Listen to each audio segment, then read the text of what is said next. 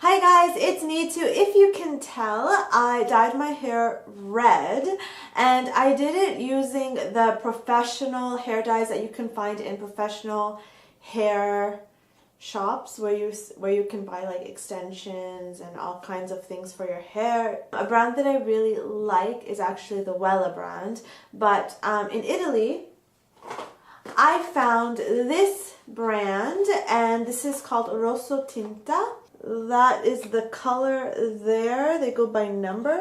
So these are what those hair dyes look like. You can find all different kinds of brands like L'Oreal as well. It comes in a tube like this. I used more than a third of it. So maybe 40% of it is probably how much I used. The name of the color is 8.62 Biondo Chiaro Rosso.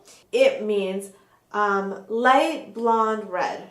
So, but I don't know, this is not blonde at all, but it's called the light blonde red, so it's supposed to be like a lighter kind of red. To use these hair dyes that come in these tubes, you need to mix it with an emulsion like this. This is an oxidizing emulsion. This is a 30% formula. That's generally how much I use and what is okay to use. There's 30% and 40%, which is what a lot of people use as well. The 40% is a stronger peroxide, obviously, so 30% should be better for your hair. That's what I think. So I usually use the 30% one.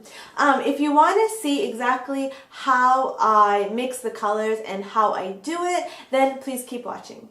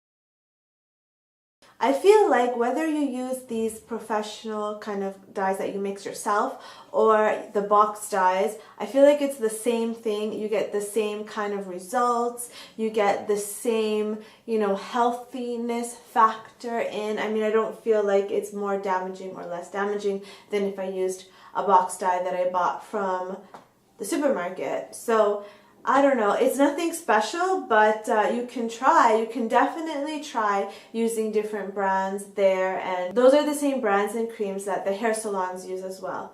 But I don't actually feel like it makes a difference between using a box dye that you got from the supermarket or buying it from those specialty hair salon shops. It's just the same, but it does always feel a little bit more damaged after dyeing my hair, and so the time after the days after dyeing my hair, I always use generally heavy conditioners and treatments and hair masks to help keep my hair in better condition. So that's it. If you like this video, please click like and subscribe. Bye!